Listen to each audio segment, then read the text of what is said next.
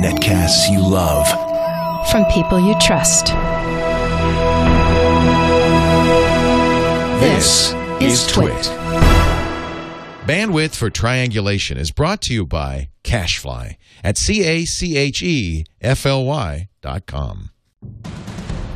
This is Triangulation with Tom Merritt and Leo Laporte, episode 42 for February 29th, Leap Day 2012. Bobby Llewellyn. This episode of Triangulation is brought to you by Pond5, the world's stock media marketplace. If you're a media maker who needs stock video clips, photos, illustrations, music tracks, or sound effects, check out Pond5 for instant downloads at the best prices anywhere. Pond5.com. And for 25% off this month, use the code TWiT25. It's time for Triangulation, the show I look forward to all week. Our chance, Tom Merritt and I get to interview somebody of great brain, great mind, interesting person. And today we have an old friend. Both Tom and I have worked with him in the past. He's legendary in the UK. Less known here because the show Red Dwarf that he was one of the stars of didn't. I think it was certainly seen in the U.S., but it was a cult hit in the U.S. He's also hosted it's Scrap Heap. And he's the host of a fantastic... They don't have yards, they have gardens. That's so right. Scrap Heap. Scrap Heap, no yard. And the yard is a garden. And no, the garden is a yard. And then, of course, he does a fantastic podcast that I was on not so long ago called Carpool. Ladies and gentlemen, Bobby Llewellyn, Robert Llewellyn. It's so great to have you. I still have, Bobby, your stack of novels that you've written, too. I don't know if people are aware of that. You're also a novelist. I am indeed, yes. I've done a bit of that. Done a bit of scrawling. Done a lot of everything. Lewtube.com, LLEWTUBE.com is where you can go to find past episodes of Carpool. Although you told us you're on hiatus for a little bit. On hiatus for that one, I'm doing the other show that's also on that site is called Fully Charged, which is the green very show. Much focused on. I don't like using the green word, but it's about the future of energy, electric vehicles, renewable energy, those sort of topics that I didn't realise were as contentious as they are, but they are contentious and therefore. No. Well, I'm surprised, but yes, they can be contentious. They can upset people. Well, the word green, we did a show called Green Tech Today, I think, and it wasn't well received. No, people liked it. It was one of the best shows, I think, the most beautiful shows we've ever done. But I think the word green sounds preachy a little bit. People don't. Yeah, that's the problem with it. I don't want green. I don't. But it's top gear for green vehicles. How about that? No, that's bad. Yeah. That's not good. That's not going to work either. But you're right about the electric car controversy. I mean, I see it on Twitter if it ever comes up. In fact, some people just pick fights with me out of nowhere because they happen to know I drive a Prius, and they're like, it's worse for the environment than a regular car. Yeah, always worse. Yeah, the batteries in your Prius, according to Twitter, are worse than if you drive a Challenger 2 tank backwards through a kindergarten. That's how much damage it does every foot that you drive it. Because they don't exaggerate ever. No, I love according to Twitter. That's it used to be according to Hoyle, maybe the Britannica. Now it's Twitter. I love it. Well, it's so great, Bobby. Welcome to the show. It's so great to have you. I'm very thrilled to be on. That's great. It's You just completed what season? I mean, so Red Dwarf was on for some years ago. Well, it just had its 24th birthday a couple of weeks back. Holy cow. And it was brought back a couple of years ago. I know because when you were visiting us in the States, you were excited because it looked like they were going to do some more episodes. That's right. Yeah. So we did a sort of special 3-episode special a couple of years back, which was the first time for 10 years. None of us ever expected to do it again. We'd all kind of moved on and gone on to do other things. So the last proper series we made was in 1998. Where we made a series which we recorded in front of an audience like we always did. And then there was a long gap. 2008 we made these 3 specials, and then we've just finished about 4 weeks ago a complete new series which again was recorded in front of an audience with the same cast, same crew in the background. A lot of the same people worked on the show. And I mean, you can't judge when you're in it, but the audience response was amazing, and they all said this is where Twitter has an enormous advantage. They all said classic dwarf. It's as good as any of the ones, which is really encouraging to hear because it's hard for us to judge being covered in whatever we're covered in when we're doing it. Which is quite a lot. You're a robot with a rubber face, a rubber prosthetic over your face while you're doing the acting, which has got to be challenging. Although, as Tom pointed out, you're the only member of the cast who doesn't age. That's true. I mean, annoyingly, the rest of the cast are remarkably youthful in their. They're very fit. Danny John Jules, the actor who plays the cat, is wearing exactly the same costume he was wearing 23 or 22 years ago. So he hasn't put on an ounce. It's just infuriating. We all hate him. Taking away your advantage. Well, I'm sure he also made a point of talking about that all the time. Yeah. You know, I am wearing the same outfit I wore.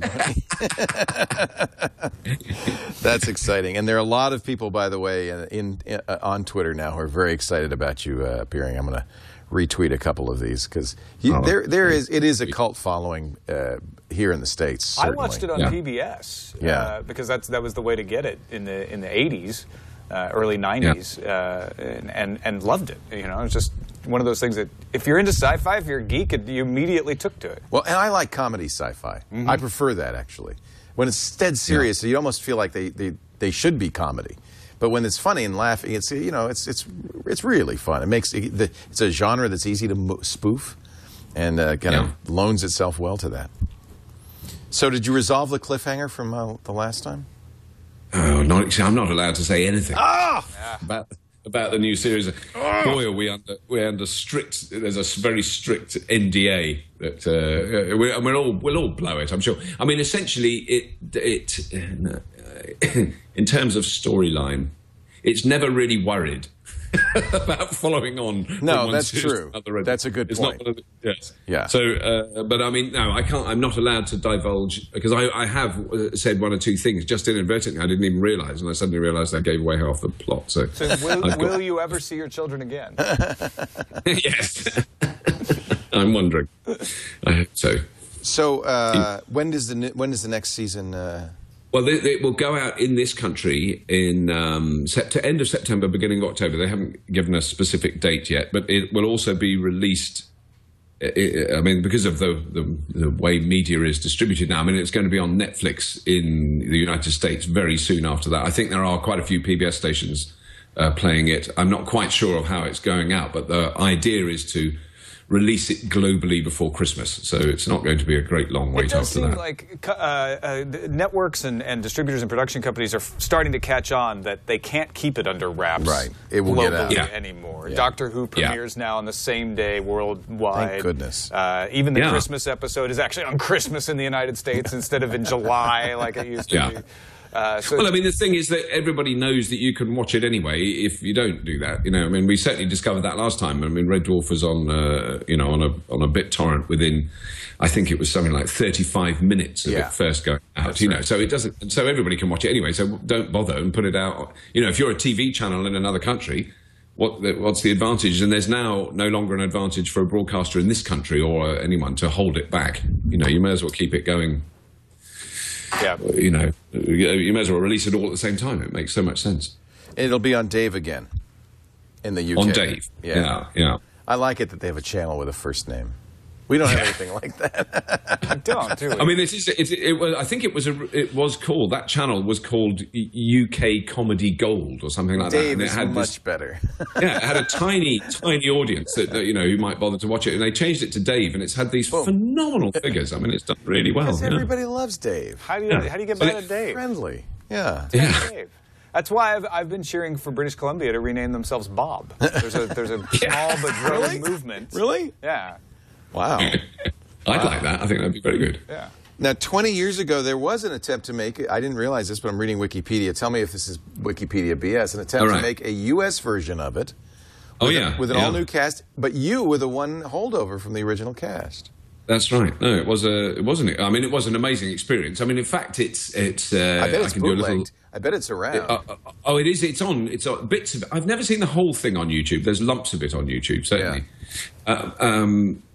It was it was 92. We did that. Right. It was at Universal Studios, and I amazing cast, including Jane Leeves, who played Holly the computer, who went on to be in Frasier very successfully for years. She was, the nurse with the sort of quite interesting British accent. She is British, but she's from quite a posh part of Surrey. She's from a quite an upmarket area, and she was playing a northern accent, which is something like that. But actually, when I do that, I realise I'm quite good at it, and she wasn't. But I'm being very rude about it because she's a lovely woman and I do like her very much, and she's I think brilliant comic actress. But her accent funny. How many episodes of the U.S. version? No, there was just one pilot. It didn't get greenlighted. Yeah. So you could identify with the It crowd, and in fact, Richard Ayoade was the only one who made the jump over for the It crowd to the U.S. version, and they only made the pilot, and that never aired. It's very almost identical circumstances. It's a very common experience. Well, I don't know if you remember or if you ever saw a series called The Young Ones. Loved from many years ago. Well, that was done exactly the same thing happened. I mean, a very old friend of mine is in that, Nigel Planer, who played the hippie with the long hair, and he came over to the States to do the pilot of The Young Ones for an American channel, and which was great to know him, to know that he'd done that when I was going through all the sort of decisions about whether I should go and do this.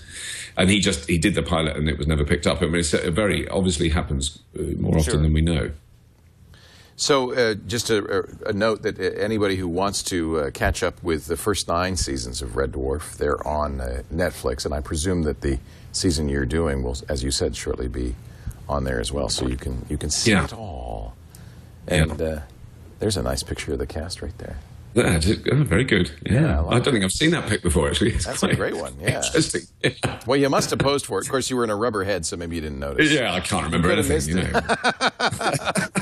Could easily happen, that's for sure. Yeah. Well, it's a smart thing. This is, Netflix is doing it with Lilyhammer, which they acquired from a Norwegian television network. Yeah, I'm really enjoying it. And now Red Dwarf they're able to say, like, hey, we're the place that watch it. You want to watch it? Come here. Well, so Lilyhammer was not a Netflix exclusive. It was a joint production. Netflix gave them some money, but it was done by a Norwegian television. That way, get first dibs on the streaming. So, how did you get into podcasting, Bobby? I mean, God, you're a man of many talents, but why podcasting? Well, I don't know how I got into any of it. Yeah, no, absolutely. I mean, really? What a crazy thing! What are you, insane? I was barking mad. I mean, the thing is that when I was doing Scrap Heap, I was in contact with a lot of amazing engineers and scientists and people who were developing things. And I saw some very, very early but high-performance electric vehicles that we never did anything about on the show, but I was really intrigued by. And I mean, I was an absolute dyed-in-the-wall petrol head. I had a big old Land Rover with a V8 engine with big exhausts. And, I wasn't an eco-warrior or a tree hugger by any means. But although I've hugged the odd tree, but I'd hug it out of the window of my Land Rover. Who hasn't? That's right. As you're chopping it down, you hug it. As I was sawing it down, I'd hug it and chuck it in the back of my Land Rover. It's going to be okay. But then I did start to come across things. And in fact, as you say, Tom, I mean, one of the vehicles I was really intrigued by, when we were making Junkyard Wars, I was working in California, in Los Angeles, and someone gave me a ride home in a what looked to me like the dullest kind of Japanese import dust-covered Los Angeles car, which was in fact the first model Prius. And it was just extraordinary, and I had no idea what made it work, and I had to look under the bonnet when we got home and saw it had an electric motor in it, and I was just going, wow, that is amazing. I didn't know anything about it. I hadn't heard any of the sort of pre-launch hype about it. And that kind of got me intrigued in the whole thing, then came back to the UK, traded in a ridiculously fast tuned up a car called a Golf R32, which is a Volkswagen Golf with a very large engine. And my brother works in motor racing, so I'd had it re-chipped. So it went... Ooh. I did do 164 miles an hour on a track in a Golf, which is quite scary. But I traded that car in for a Prius, and that kind of changed my whole attitude to the whole thing. And then out of that grew a kind of interest in trying to make something about that subject outside the kind of traditional TV industry that I'd worked in for 20 years. And that's just at the time that the kind of internet was starting to deliver video. So YouTube was starting, all those things.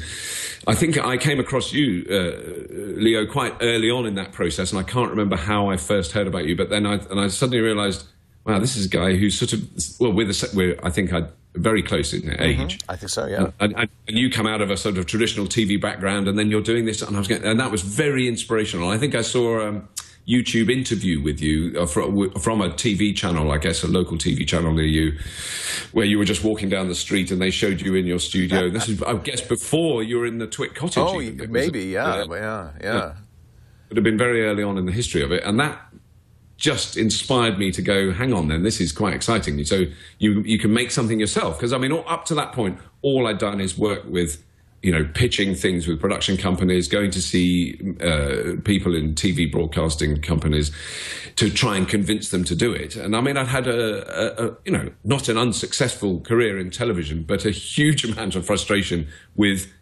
particularly with comedy, where I would, there was one particular event, I'll try and do it as quickly as I can, but I was on stage one night doing a show in front of an audience that was getting enormous laughs, standing ovations, people cheering, lots and lots of laughter, lots of positive reviews. Then I went to a TV channel the next day to pitch that live show as a television channel. They had the script. The young man that had read the script just said, "I don't think it's funny." Oh, God. How frustrating. So you're just sitting there, and I mustn't be really rude, or I mustn't actually physically attack him.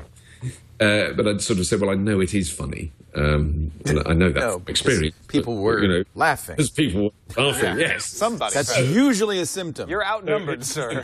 And it is that I think there's a crucial turning point when the people that commission television become younger than you. Yeah, that's not a good thing. Certainly, all in my early career, it was all sort of old blokes. But they were always dumber than you, though. You knew that, right? Well, I'm sure they're not. No, I've met some highly intelligent and brilliant people in television commissioning, because I'm still up for a couple I'm sorry. Gigs. What am I thinking? Yes, they're very and good looking. They're all yes, and they're all very handsome. Very. Yes. But, so there was a kind of frustration there, and also the kind of lure of, wait a minute, you can get straight to the audience. Right. There's nothing in the way. I mean, it was very much that ethos that got me going, and then so it was a combination of that, and then it was the complications of how do I do this? Do I set up a studio and try and make things there? I tried all sorts of experiments, but it was it was one of those moments which you can't plan for. But we used mini cameras on scrap heap very regularly. We would strap tiny little video cameras to the machines so that you could see them in operation when they were clanking around and falling to bits.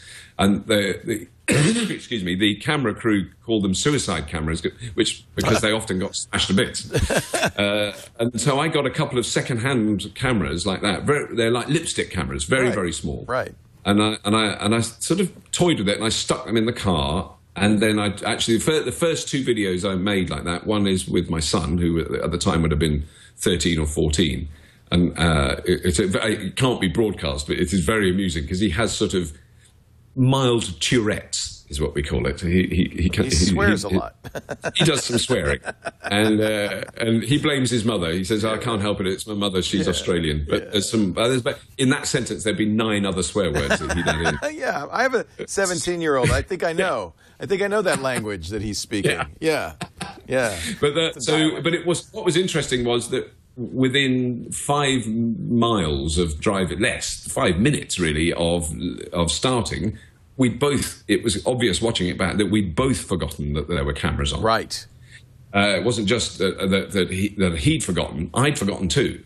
Because you just do, because they're only, and he was making me laugh, and then I was going, no, don't say that, that's cruel. Don't say that to people. They might hear you, shush, because he'd open the windows, I drove past people and say something offensive. But then the second one I did was with my wife, which actually was her driving. We were going to London together, and it was a very sunny day, and it's so revealing of a relationship, because again, we both forgot they were on. And so there's me saying something, and I'm doing diaries, so I'm going through my diary. I mean, it's really mundane stuff. It would be very boring to watch. But I say something like, well, on the Tuesday I can't make it because I'm doing that. And I can't see her when I'm saying that. But what she's doing, she's forgotten the camera's there. Going, I'm glad you saved it. Yeah, I have shown it to her. She's appalled. Well, if I look at the list now, you've done how many of these have you done? It looks like 50, 60, 70, 80, 100. It's over 100, I think. Yeah, there's 100 in iTunes right now with people like Cory Doctorow. I saw, he's great. Stephen Fry. Stephen Fry. Andy Ihnatko, you did one, I guess, in Boston when back with. No, I picked him up. He was in London. I picked him up at the airport and drove him to his hotel. How fun! No, he was wonderful. Very fun. This Star Trek captain guy. I mean, this is a really. It's fun, and you're right. It's very. I did one when you were out here, and it's very. You do forget. It's very intimate. It's quite a hoot, actually. They're fun to do. I really enjoy them. So the camera is mounted to the windshield. Is that how you're doing it? Yeah, there's two cameras. Some of them we use because when we did a series for Dave, a broadcast TV version of it where we had one. I didn't know that. Oh, that's neat. 7 cameras. Yeah, so we used more cameras on that. So we could do cutaways because that's one of the cruelties of it is that there's no editing. There's no cut. There's no. Yeah. Well, I can edit between the two cameras, so you can cut it down, but there's no single shots. So there's a particularly cruel episode. If people want to laugh at my expense and be appalled at how bad I am at it, there's an episode I did with a wonderful guy called Professor Brian Cox. That's Stephen Fry. That's you and Stephen, and driving along. And just chatting. Yeah. Well, I mean, that was the one of the classic episode because he had to go from the BBC Television Centre in West London to the South Bank Studios in Westminster. He was going to do that anyway, that journey. So he was either going to have a car take him or I could take him. And so that's when that works really well. So the length of that carpool is about the length of that journey. There's very little. There was very little cutting out of that one, so that's when it works. Is when you can fit in with people's lives, which most of the time I do. I mean, Cory Doctorow, I drove him to the airport very, very early in the morning. That's so great. You started a story. I'm sorry, I didn't mean to interrupt. Well, it was only that. Brian Cox is a physicist. He's an extraordinary brain and very well-known figure in this country. And he was explaining to me the pressures that exist at the centre of Venus.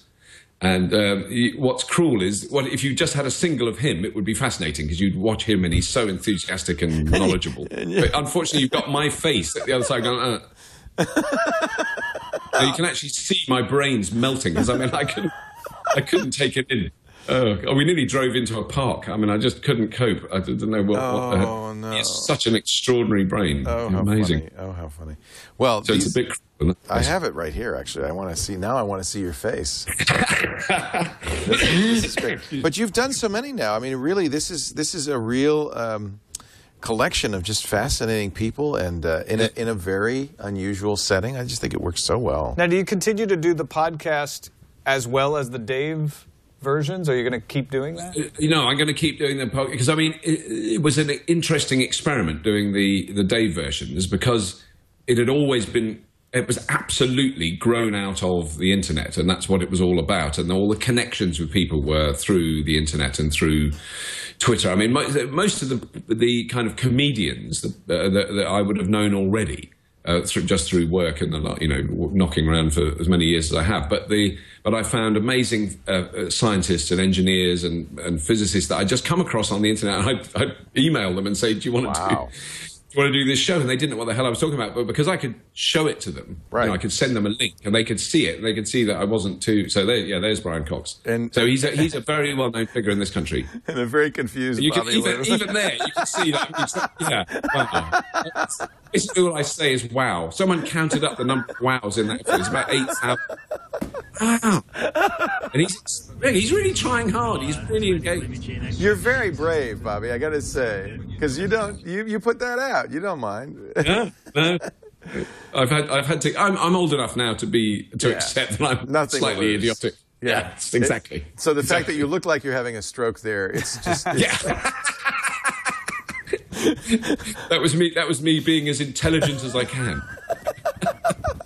I love it. But there's something about this, and you just hit on a formula, and it just really works.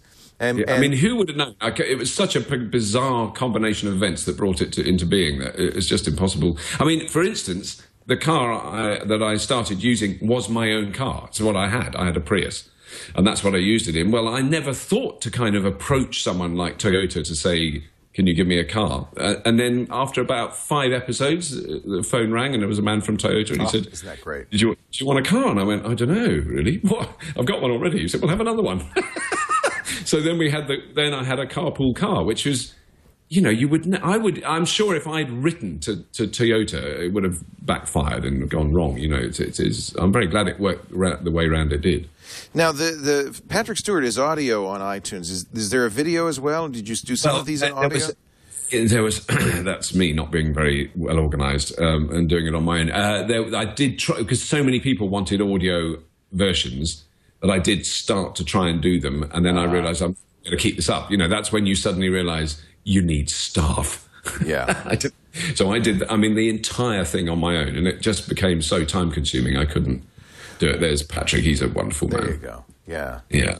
But what I like is that you could have pitched this. It's kind of high concept, and it's possible that some network would have bought it. But you wouldn't. It would have not been as informal and fun, and relaxed, and real as this. And that's kind of neat. I mean, it's a very authentic, genuine conversation between two people without a lot of editing.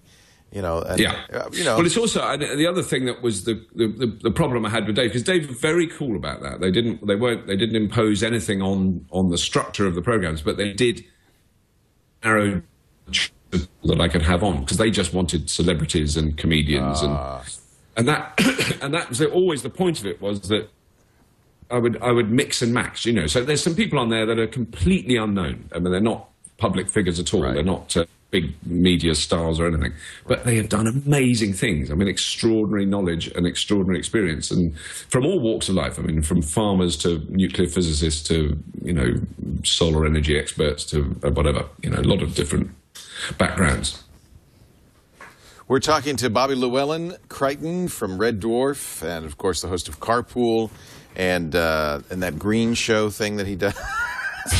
Wow. So mean of me. Really? So cutting. I'm so sad. I'm sorry. But you could see it at LewTube. If you go to LEWTUBE.com, you can see Carpool is there, as well as his fully charged show. And there are more fully charged coming, or there are a lot more. No, we start shooting next week, because now that is a sponsored show. Now that is, I'm very pleased to announce that we're sponsored by British Gas. Wow! Which interestingly is a electricity company, which is classic for British. Of course. I mean, they do gas as well, but they're one of the biggest. Now it's mostly electric. Yeah, we have that here. Pacific Gas and Electric. They do both. They do both, yes. So yes, they're sponsoring the show, and we're doing 20 new episodes starting very soon. I mean, it really does cover as much about renewable energy and smart metering, you know, and how to use energy more efficiently as it does electric cars. But we have got some amazing electric cars. There's this one car, the Drayson Lola, which is going to be at Le Mans this year. It is a 200+ mile an hour electric car. It is absolutely groundbreaking. In fact, the man who is behind it, Lord Drayson, there is a carpool with him, and he does mention it in that. Because that was made a while ago before he built this car. But this car is truly spectacular. So there's some amazing electric vehicles coming. So we'll have more with Bobby Lew in the chat room and Twitter, and they're all saying, you've got to tell us more about the new Red Dwarf. You've got to tell us more. Got to tell us more. There's a guy in Australia who's just like demanding, I want details. So think of one thing entire Series X now. Something you can say that will not get you in trouble, that will make them feel as if they've heard something unique and wonderful. Goodness, all right. Think about what that could be. But first, we'll give you a minute, because I want to talk a little bit about Pond 5, the world's stock media marketplace. Many of you, I know, are like Bob. You create your own media. And one of the things you need, as we know here, you need music. Sometimes if you're doing presentations, you'll want images, video. is great to have, stock footage. All of that, very affordable, royalty-free at pond5.com. What does royalty-free mean? It means you pay for it once, and then you can use it legally, instantly, in virtually any media production with no additional fees. So it's yours, basically yours to keep, and the price is right. Add the offer code TWiT25 on checkout. You'll get another 25% off. Look at this great video of Tokyo that you could add. you could make a movie. This is high-def video. You could make a movie and pretend you were in Tokyo or the desert or both. Or that Tokyo has become a desert. Oh, my God. It's all there at pond5.com, whether it's an establishing... Do you read these when you do the ad? Establishing video shot of Albuquerque, a time-lapse video of Tokyo. I always read the Albuquerque one because it just... It's like out of nowhere. It's here. You want to remake Breaking Bad? You're set. Go for it. There's no trailer, but you could probably get pants flying in the air. An aerial view of L.A., audio of a ticking bomb, or a music background for your next viral video. Images of palm trees, penguins, and pandas. And, if you create video, one of the neat things, content of any kind, it's a marketplace where you can upload your content, set your own prices, and get industry-leading royalties on every sale. So it's a way for you to make money. Look at the quality of this video. It's just actually spectacular stuff. Pond5.com. And when you buy it, the watermark goes away in case you're looking at the video. In case maybe people thought, no, we're too cheap to actually buy. That's just plain the We're running that off the website. That's right. There's some cool stuff. I really like the sound of that. I must admit, I've heard you mention it once before, but I'm just hoping I can use it in this country because I'll certainly. Oh yeah, you can. It's global. Yeah, they have global rights. It's global, brilliant. Global rights. It's particularly like background music. I mean, I did a couple of videos last year for commercial things, and I had. I can't remember what the service is called in this country, but there's a music service for sort of background music, which once you've heard it, then whenever you watch TV, you hear it everywhere. You hear that music all the time. But it was so good to be able to pick a specific sort of flavour of heavy metal for that one shot of the car, and then a bit of folky music for when there's trees. It was fantastic to have that chance. You totally need that, and there are 103,000 music cuts. That's it. I'm going to be This is some action adventure. Here, play. The motion of the metal plating, i.e. the replaceable battery. I think they put. Oh wait a minute, I've got your show going on in the background. Wow, yeah. There we go. They put Robert Llewellyn's show as a watermark. Okay. You could use that. Yeah, I could use that. You could totally use that. Wow. How about something a little dramatic? I think I still have some of you in the background. Dramatic music. Anyway, there's a lot of... The car is coming to you. Yeah, no, I mean, it's just perfect for all those things. Oh, wonderful. I've got to... I'm going to do it. 103,000. I actually want to... It makes me want to make something. I love it.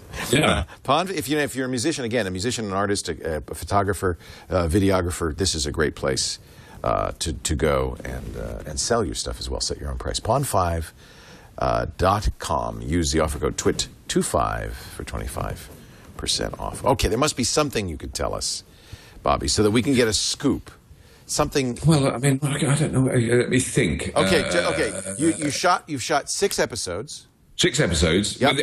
That's with the original cast of the 4 of us. The full original cast, that's great. How about writers? It's the same writers or? Same writers, yeah. I can tell you the cameras we shot it on. We shot it on Red, the very latest Red camera, which you all know about. What's it? Red something or other. Epic? The Scarlet? Red Epics. Red Epics. Yeah. So it's in 4K. That's really great. In 4K. The original footage is all in 4K. So now that you do your own thing, do you kind of wander around in the back and say, "Oh, let me see what they're, how they're doing this?" And I mean, I think we'll all be using Epics in a few years. Yeah, no, I mean, I'm generally, I tend to get on with camera crews very well. So I was mates with the camera crew there. Yeah. I was a bit geeky, and that a lot of fun is made of that by the rest of the cast. Really? Like, because they're chasing after the girls in the makeup room, and you're going, well, let me really see that camera a little bit closer there. I think to be fair to all my fellow performers, no one's chasing after girls anymore. We're all a bit past that. It's all old hat now. You're walking at a brisk pace after girls. We're mainly discussing various knee ailments and lower back problems. To prevent you from chasing anyone. And napping. Yeah. And napping. Now, what is good, and you did tell us this, and this is exciting, this was shot as the original Red Dwarf was in front of a live audience this time. Yeah. How was that? How did that feel? The first night was pure terror for all of us. I mean, because I knew I'd be scared, but I thought because the others are all professionals and they're all professional, they were terrified because we hadn't done it for such a long time. And but the audience were fantastic, just amazing. And that first moment when you start doing a scene in front of an audience, it's so different from a live performance in, say, in a theatre, because your concentration is so much on, hitting your mark, right, so that you're in shot and all those sort of things. And it kind of really, it came flooding back in a wave of terror.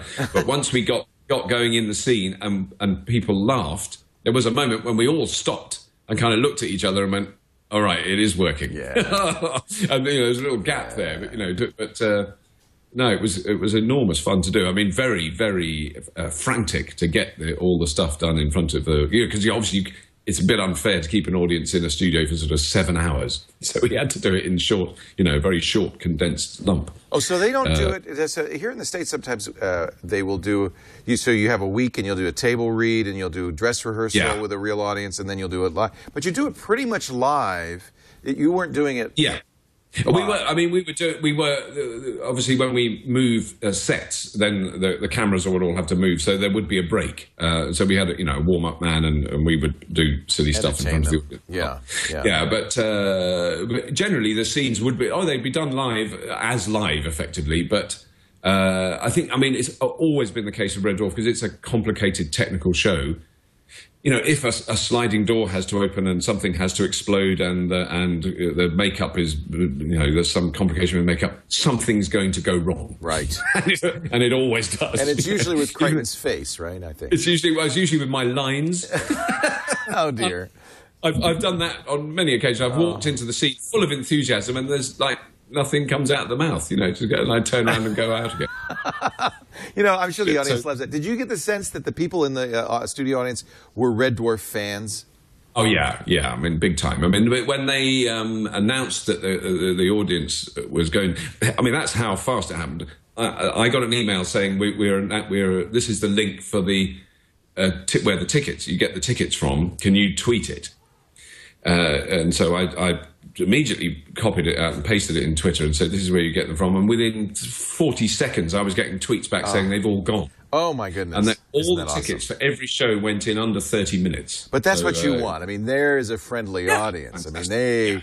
These are the hardcore Red Dwarf fans. Yeah. That's so great. So it was fabulous. And, that was great fun. There is a wonderful, I'm not going to give away the plot, but there is a moment that really stands out. There's some time travel in Red Dwarf where the time traveling machine is of a Swedish design, and we have to put it together ourselves, and we do it so badly, of course, it goes wrong. And there's a fabulous episode where we're basically searching for a way to get back to our own time, but we've gone back in time quite a long way on Earth. And we meet a very significant figure, and it's buried into the dialogue very beautifully. It doesn't sort of reveal itself until the moment when the very famous historic figure turns around and introduces himself. And when you're rehearsing this, you're not sure this is going to work. It sort of looks a bit half-baked, and you're not quite convinced. And when that moment happened in front of the audience, it was the actor playing the significant historical figure couldn't even say his line. They all got it immediately. The laugh was deafening. And that was a really wonderful moment when quite a complex, Red Dwarf storylines are not simple. Right. They're dealing with some very complicated concepts of time, space, and tears in the fabric of space-time and all that sort of thing. And for the audience to get it that clearly, they knew where we were, why we were there, and who this person was before they even said what we thought was the joke line. That's so great. That must really, that just made me feel good.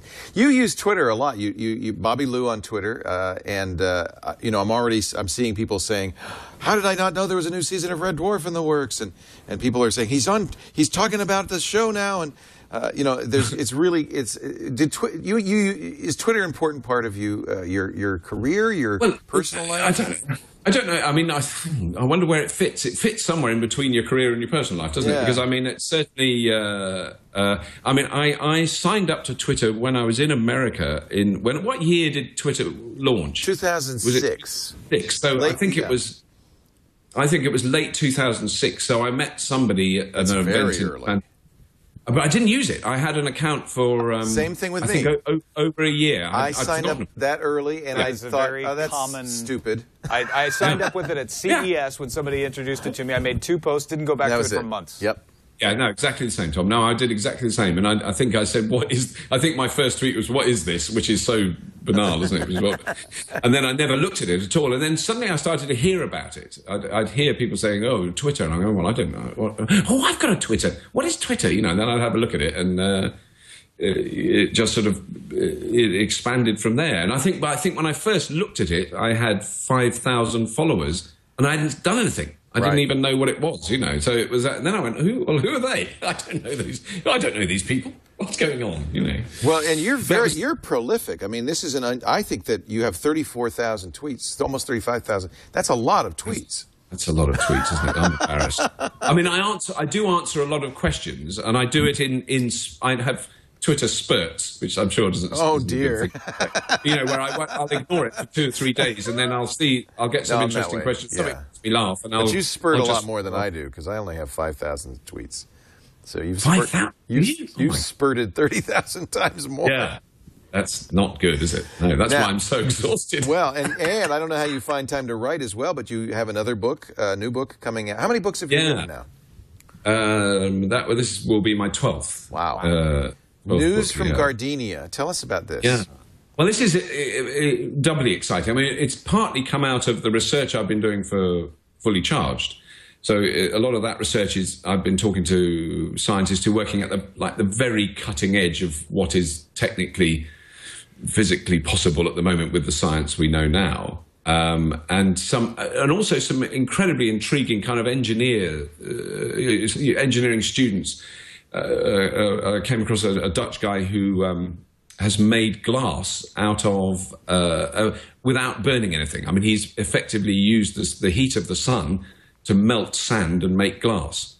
As an experiment, but he's made glass bowls. I mean, it's an extraordinary thing he's done. And so this kind of led on to the idea of a utopian novel. Where I was very strongly influenced as a young man by this guy that's being shown on the video now, by William Morris, who was a kind of arts and craft designer in about 1860, who wrote a book called News from Nowhere, which was set in 1980. Oh, wow. And it was set in 1980 where where Britain was this utopian dreamland of equality and gentle, sort of what we'd now call green attitudes to the world. I mean, he was way ahead of his time sometimes, but what was so tragic was the real 1980 in the UK was really rather unlike the one he envisaged, about as extremely unlike as you could possibly hope. And so I thought about utopias for a long time, because they're generally a nightmare, aren't they? I mean, the utopia is the camp in the jungle where everybody drinks the poisoned Kool-Aid and they're all dead, and it's a horrendous nightmare of sort of hypocrisy and all that stuff. So I wanted to try and create a world which wasn't to envisage a world where the human race got it right as opposed to making a mess. And in the sense by saying getting it right, in that they didn't oppress each other, they didn't try and destroy each other's beliefs or fight or all those things. They kind of worked it out. They've got over it. They've matured. We're sort of a mature race which doesn't mess everything up. And one of the key things that I sort of set myself the task of doing was that nobody burns anything to make anything else. That was the kind of base rule for the technology. So then, well, how on earth do you do that? How do you make stuff without burning stuff? And that's kind of where all the things I'd been learning about and talking to engineers about were in that field. It was about essentially sustainable high technology. how do you make high technology and create stuff that helps human beings to communicate and to do things without burning things? And that, because if you burn stuff, you need fuel, and if you need fuel, you're going to run out of fuel. It's those sort of things. So can it be done in a sustainable way? Somewhat in the tradition of Gene Roddenberry, in that sort of, we're not going to have conflict. Your premise is we're not going to have conflict over resources. Yes, because that's where we're headed very rapidly. I mean, no matter what, really. So that was one side of it. But the other side of the kind of desire to write the book, the initial idea was very much to write a short form novel. News from Nowhere is not a long book; it's quite a short book. And I was determined to write a short book, which I would then publish myself, not go through a traditional publisher. And in the process of while I was writing it, I came across this group of writers and ex-publishers who'd set up a thing called Unbound, which is where the little animation you just shown is on their page. This is kind of like a Kickstarter for books. So it's a Kickstarter for books, exactly. It's crowdsourced publishing, and they've done about I think a dozen books so far that they've launched, and mine comes out on the 22nd of March, and it's been, I mean, against all my predictions, an amazing success. Now, that where you see the prices which people can pitch to buy or support the book and share the book, I said, look, no one's going to give 300 quid for a book. It's just crazy. Who's going to do that? Well, those sold out the first day. Isn't that interesting?